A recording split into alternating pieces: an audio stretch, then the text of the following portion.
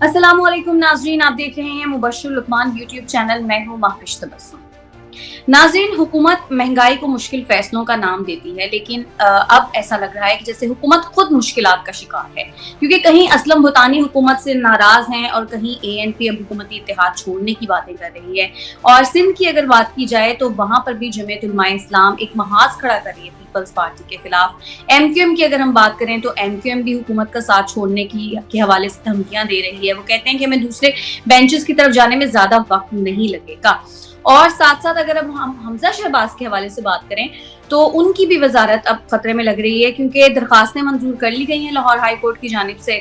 और बहुत सारे लोग ये कह रहे हैं कि शायद अब हमजा शहबाज नहीं रहेंगे वजीर आला, लेकिन इस हवाले से अभी तक मुतजाद खबरें ही सामने आ रही हैं। कुछ कह रहे हैं कि वो दोबारा से वजीर आला बन जाएंगे और कुछ कह रहे हैं कि अब वो वजीर आला नहीं बनेंगे।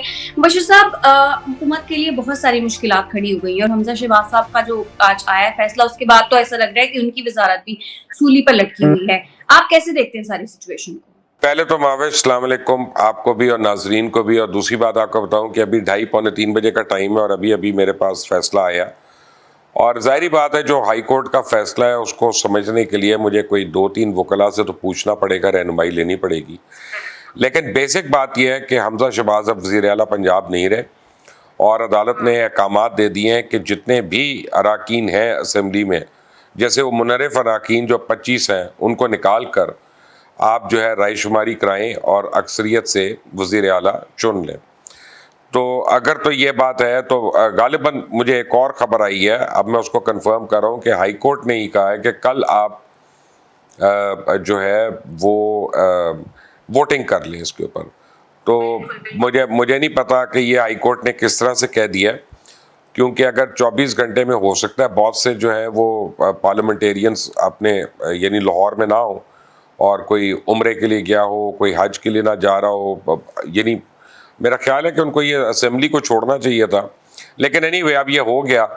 तो कल रायशुमारी होगी और मैं आपको बताऊं कि जो इत्तेहाद है अपोजिशन का और जो हुकूमती इत्तेहाद है दोनों का, यानी उसमें 4 सीटों की अभी तक बरतरी हासिल है हमजा शहबाज को।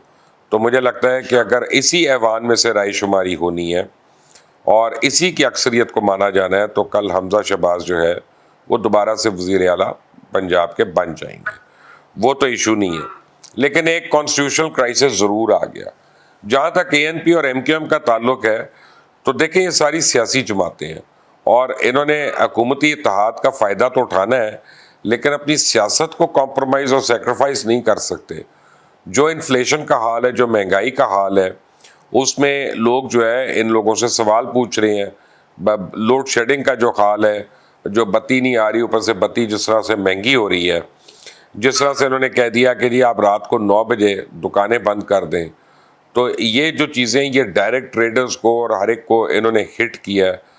तो अब वो जो जमातें हैं उन्होंने अपनी सियासत को भी ज़िंदा रखना है, इसलिए वो इस तरह की बातें करके अपने अपने वोटर्स को ये तसल्ली दे रही हैं कि हम तो एहतजाज कर रहे हैं, हम तुम्हारे साथ हैं।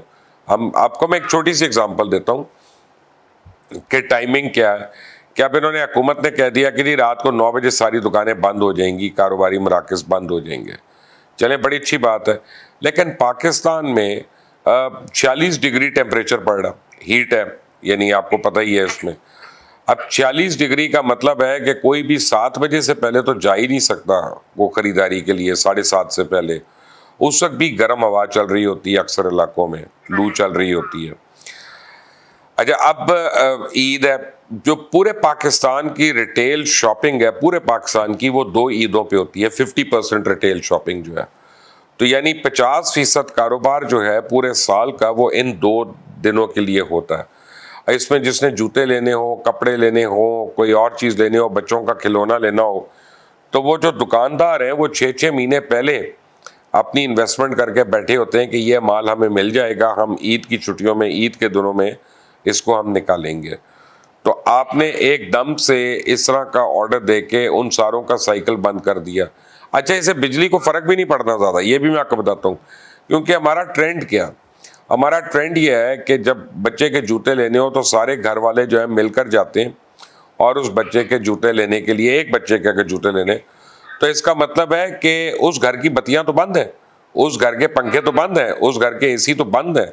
تو یہ مجھے کوئی اتنا عقل مندانہ فیصلہ نہیں لگا. اس سے مجھے یہ نہیں ابھی تک سمجھ آیا کہ کتنی بجلی بچ جائے گی, بلکہ دکانیں کھلنے سے شاید بجلی زیادہ بچے گی, کیونکہ نہ پنکھے چلیں گے, نہ AC چلے گا, نہ بتیاں جلیں گی, اور لوگ شاپنگ سینٹرز میں ہوں گے اس جگہ پہ, یا دکانوں پہ ہوں گے جہاں پہ ان کو جانا ہے.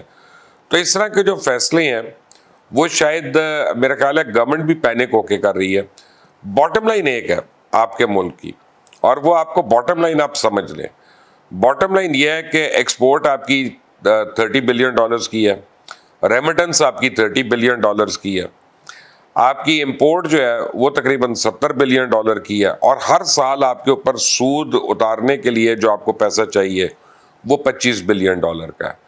تو بیسیکلی آپ دیکھیں, مفتاح اسماعیل صاحب نے جو بجٹ دیا, اگر میں عام لوگوں کے لیے اس بجٹ کو ایکسپلین کر دوں ایک جملے میں, وہ چاہے مفتاح اسماعیل دے, یا اس سے پہلے شوکت ترین نے دیا, یا اس سے پہلے حفیظ شیخ نے دیا, یا اسد عمر نے, ہمارا جو بجٹ ہے وہ ایک ہے کہ جی $100 ہمارا خرچہ ہے, $100 ہمیں ادھار اتارنا ہے, ہماری آمدنی $70 ہے, لیکن آپ فکر نہ کریں, اسی میں ہم اتنے پیسے اور ادھار لے لیں گے کہ اس سے وہ $100 جو ادھار کا ہے وہ بھی اتر جائے گا, اور آپ کو ریلیف بھی مل جائے گا, ہمارے اوپر $70 اور اوپر چڑھ جائے گا. بیسیکلی یہ آپ کا بجٹ ہے. میں آپ کو آسان الفاظ میں اس کو میں سمجھا رہا ہوں.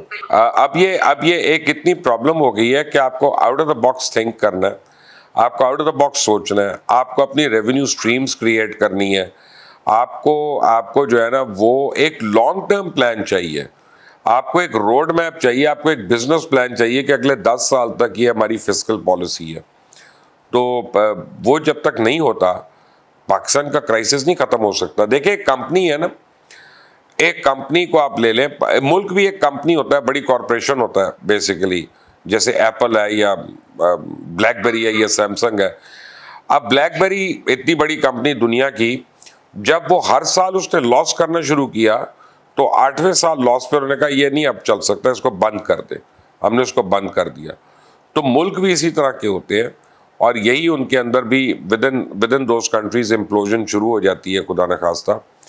تو اگر ہم نے کوئی اسمارٹ بزنس پلان نہیں بناتے, اور ایسا بزنس پلان جس میں پاکستان کا ہر لیڈر, چاہے وہ شہباز شریف ہو, چاہے عمران خان ہو, چاہے آصف زرداری ہو, چاہے مولانا فضل الرحمان ہو, ان کو ایک دفعہ ملک کی سالمیت کے لیے آپس میں مل کر بیٹھنا ہوگا اور یہ فیصلہ کرنا ہوگا کہ یہ ملک رہے گا کہ ان کی سیاست رہے گی. اور جو بھی سیاستدان پاکستان کو آگے بڑھنے کے لیے, آگے چلانے کے لیے, اگر وہ اپنی انا کو, اپنی ایگو کو وہ نگل نہیں سکتا, تو پھر اس ملک کے ساتھ, اس قوم کے ساتھ مخلص نہیں ہے. میرا تو بڑا سمپل تھیسس. صحیح کہہ رہے ہیں آپ. اچھا سر, وزیر اعظم شہباز شریف جو ہیں وہ آصف علی زرداری صاحب اور بلاول بھٹو زرداری کے اعزاز میں ظہرانہ دے رہے ہیں. ایم کیو ایم کے حوالے سے بھی بات ہوگی. آپ سمجھتے ہیں آنے والے دنوں میں وزیر اعظم شہباز شریف ایم کیو ایم کے حوالے سے ان کے خدشات دور کر پائیں گے؟ دیکھیں ایم کیو ایم جو ہے نا, اس کے خدشات کم از کم 3 یا 4 باری آئیں گے مختلف ٹائموں پہ, اس کے بعد کو ان کا فیصلہ آئے گا. یہ جو آپ نے پی ٹی آئی کے ساتھ بھی دیکھا, وہ آج سے تو پہلے دن تو نہیں انہوں نے خدشے کا اظہار کیا تھا, وہ 8 مہینے کیا تھا. جب ایم کیو ایم اس وقت الگ ہوتی ہے حکومتی اس سے اتحاد سے, جب ان کو یہ یقین ہو جاتا ہے کہ یہ حکومت چلنے نہیں والی اور یہ گرنے والی ہے. اس سے پہلے وہ الگ بھی نہیں ہوتی. تو ابھی اس میں ٹائم ہے, ابھی اتنی جلدی نہیں ہوگا. ابھی تک میرا خیال ہے کہ میاں صاحب جو ہیں کچھ نہ کچھ کر لیں گے, ان کو منا لیں گے. صحیح.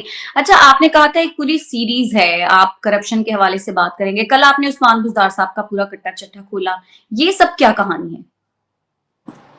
کہانی بڑی سمپل ہے کہ کرپشن تو اس ملک میں ہمیشہ ہوتی رہی ہے, اور پہلے شاید زیادہ ہوئی ہو, کم ہوئی ہو, لیکن ہوئی تو ہے. اور وہ 30 سال سے ہوتی رہی, یہ اپنا 4 سال سے ہو رہی تھی یا 3 سال سے ہو رہی تھی. کرپشن ہمیشہ سے ہوتی رہی ہے. لیکن یہاں پہ آپ ریاست مدینہ کا پرچار کر رہے ہیں اور اپنے آپ کو امر بالمعروف کہہ رہے ہیں اور دوسروں کو نہیں انل منکر کہہ رہے ہیں, تو آپ کی پکڑ بھی پھر زیادہ ہے, آپ کے ساتھ حساب بھی پھر زیادہ سخت ہونا ہے. تو اب وہ کر رہے ہیں, اور میں آپ کو بتاؤں ابھی تو کچھ بھی نہیں ہے. ابھی تو اور جو ہم نے جتنا ایویڈنس نکالا ہوا ہے, جب آپ روز اس کو آگے دیکھیں گی تو یہ تو ایک ہوشربا داستان ہے. وہ جیسے تل سے ہوشربا کہانی تھی, یا 1000 داستان, عریبین نائٹس جو تھی, یہ ہزار داستانیں ہیں کرپشن کی اس وقت ہمارے پاس جمع ہوئی ہوئی، اور یہ آپ دیکھیے گا. اور آپ یہ دیکھیں کہ 3 دن ہو گئے، اب تیسرا دن ہے آج، بشرا بی بی کے اوپر بھی، خاور مانیکا کے اوپر، ان کے بھائی کے اوپر، ان کے بیٹوں کے اوپر، کل عثمان بزدار پہ، دوبارہ بیجم بشرا بی بی پہ ہم نے کیا کچھ. ابھی تک ان کی طرف سے کسی نے ہمیں اپروچ نہیں کیا کہ یار یہ خبر صحیح ہے کہ غلط ہے.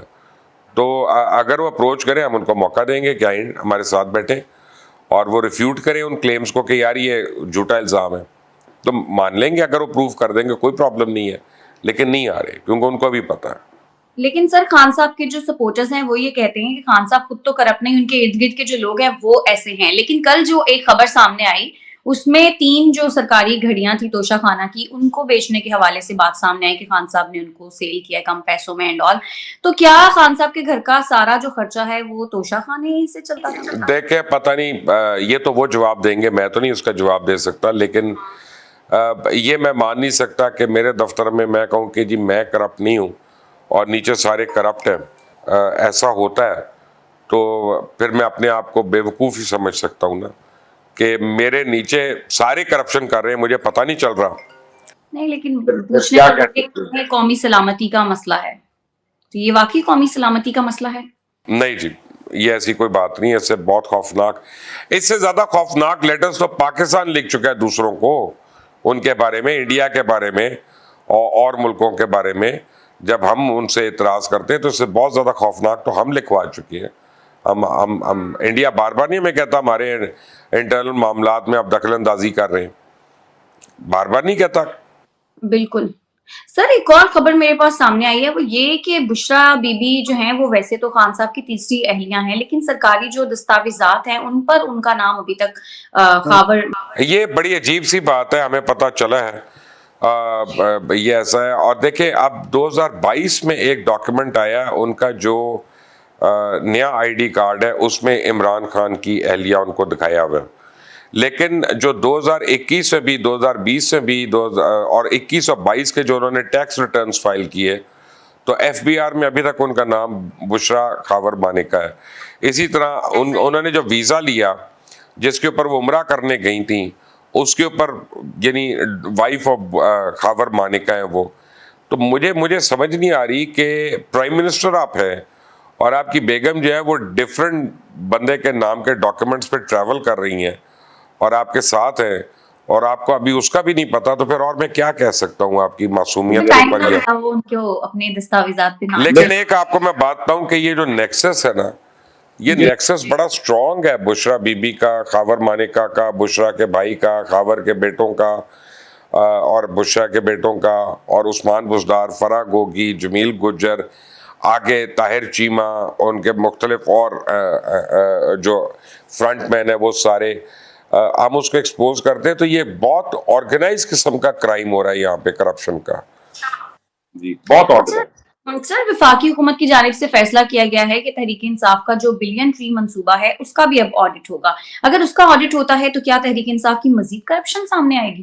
بلین ٹری منصوبے پہ تو میں کنونسڈ ہوں کہ ملین بھی نہیں لگے، بلین تو بڑی دور کی بات ہے. تو اور آپ یہ دیکھیں کہ پچھلے 2 مہینے میں کے پی کے اندر، یعنی پچھلے 4 سال میں ایک نہیں ہوا، لیکن پچھلے 2 مہینوں میں 450 دفعہ آگ لگی ہے جنگلات میں. تو بیسیکلی وہ یہی کور اپ کرنے کے لیے، بتانے کے لیے کہ دیکھ جو جنگل تو جل گئے جو ہم نے لگائے تھے، جنگل تو جل گئے جو ہم نے لگائے تھے. یہاں پہ ریکارڈ چلتا تھا ایل ڈی اے کا، وہاں پہ جنگل جل رہا ہے. میں نے آپ کو کہا اس ملک میں کرپشن ہر دور میں ہوئی ہے، ہم مان رہے ہیں. یعنی پہلے والے کو دودھ کے دھلے تو نہیں ہے، لیکن یہ امر بالمعروف اور نہی عن المنکر جو ہے نا، یہ اس کی وجہ سے ان کا احتساب جو ہے ان کو اتنا برا لگ رہا. صحیح. اچھا خان صاحب یہ کہتے تھے کہ وہ خود جائیں گے، کراچی جائیں گے، سندھ جائیں گے اور الیکشن کیمپین سٹارٹ کریں گے، لیکن جو زمینی حقائق ہیں سر وہ کچھ اور ہی بتاتے ہیں. پہلے تحریک انصاف کی سندھ اسمبلی کے ایک رکن نے استعفیٰ دیا، اس کے بعد کراچی کے تحریک انصاف کے صدر نے اپنی ہی جماعت کے ایک دوسرے کارکن کے خلاف مقدمہ درج کیا. یہ ساری کیا کہانی ہے؟ اور پھر اب خان صاحب اگر وہاں جاتے ہیں تو کوئی فائدہ ہوگا؟ اس کو چھوڑ دیں، میں آپ کو اس سے زیادہ بڑی کی بات بتاتا ہوں. اچھا.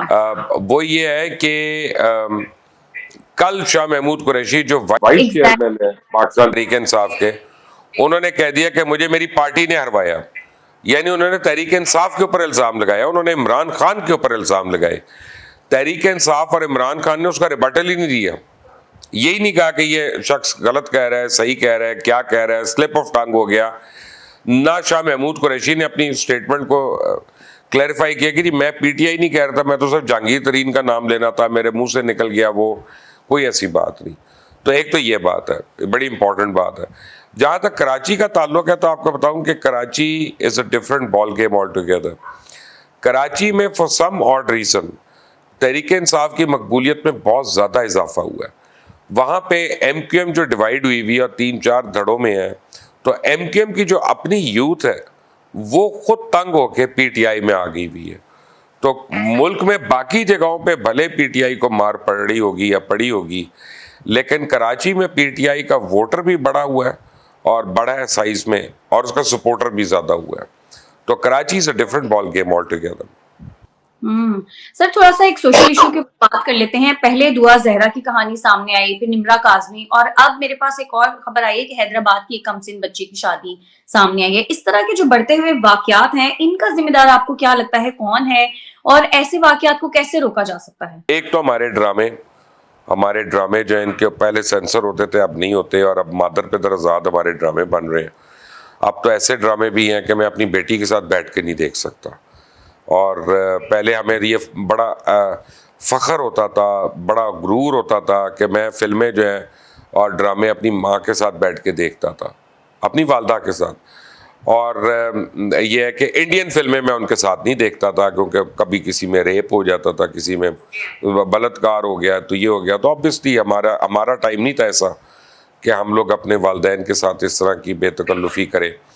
تو لیکن اب جو ہے, حالانکہ میں بڑا لبرل ہوں اور ایجوکیٹڈ ہوں اور میرے بچے بھی ماشاءاللہ پڑھے لکھے ہیں, لیکن میں اپنے بچوں کے ساتھ بیٹھ کے ڈرامہ نہیں دیکھ رہا, کیونکہ میں ڈرتا ہوں کہ بھائی کبھی کو پتہ ہی نہیں کہ وہ نکاح کے متعلق کیا کہہ رہی ہے, اور شادی کے متعلق کیا کہہ رہی ہے, اور عدت کے متعلق کیا فلسفہ آ رہا ہے, اور کبھی کوئی ڈائلاگ آ رہا ہے کہ تم 2 ٹکے کی عورت ہو. میں تو ایسی چیزوں سے بہت ڈر لگتا ہے مجھے.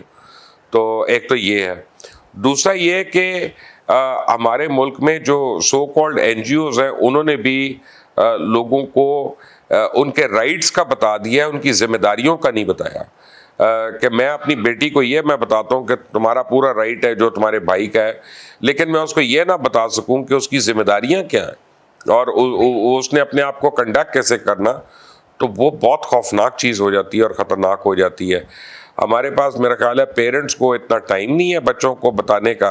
اصل میں ہماری جو جنریشن ہے نا ماوش, آپ ابھی اس سے نہیں گزری, آپ انشاءاللہ ابھی داخل ہوں گی اس میں 2 مہینے کے بعد. لیکن آپ دیکھیں کہ ہم 5000 سال پرانی تاریخ میں دنیا کی, ہماری جو میری جنریشن ہے نا, وہ سب سے یونیک جنریشن ہے پوری کائنات میں, پوری دنیا میں.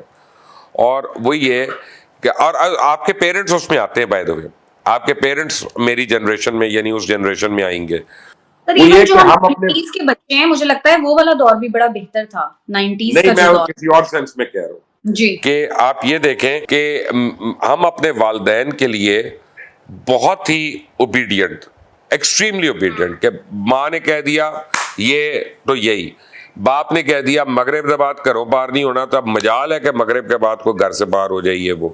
لیکن اب جب ہمارے بچے بڑے ہو رہے ہیں ماوش, تو ہم ان کے ساتھ اس طرح کا ماں باپ بن کے نہیں رہتے, ہم ان کا دوست بن کے رہتے ہیں. And we are trying to be understanding کہ نہیں یار آج ایسا لیٹ آنا ہے تو آج یہ ہے, تو آج اس کی کوئی مجبوری ہے, آج اس کے سر نے لیٹ کر دیا تھا تو وہ دوست کی برتھ ڈے آ گئی. تو آپ دیکھیں ایک زندگی میں اب کتنی بڑی ٹرانزیشن ہے کہ خود ہم اوبیڈینٹ تھے, بچوں کے لیے ہم دوست بن گئے ہیں اور انڈرسٹینڈنگ ہو گئے ہیں. تو ہمارے میں سے ہر ایک جو ہے وہ اس گریجویشن میں اتنا کامیاب نہیں ہوا شاید, اور ہماری اولاد میں وہ تربیت کی کمی نظر آ رہی ہے. بالکل. اور ابھی آنے والی جنریشن پتہ نہیں کیسی ہوگی, آنے والی جنریشن ہم سے بہتر ہوگی, کیونکہ ہم لوگ کنفیوزڈ ہیں, وہ کنفیوز نہیں ہے, وہ کلیئر ہے اپنے. ہاں وہ کلیئر ہے. چلیں دیکھتے ہیں آنے والے دنوں میں کیا ہوتا ہے. بہت شکریہ آپ کا مبشر لقمان صاحب آج کے لیے. ناظرین آج کے پروگرام سے اتنا ہی. اگر آپ کو ہماری ویڈیو پسند آتی ہے تو پلیز ہمارے چینل کو ضرور لائک کر دیں, سبسکرائب کر دیں, شیئر بھی کریں, اور اپنی قیمتی رائے سے ہمیں کامنٹس میں ضرور آگاہ کیجیے گا. آپ کی قیمتی رائے کا انتظار رہے گا. ہمیں اجازت دیں. اللہ نگہبان.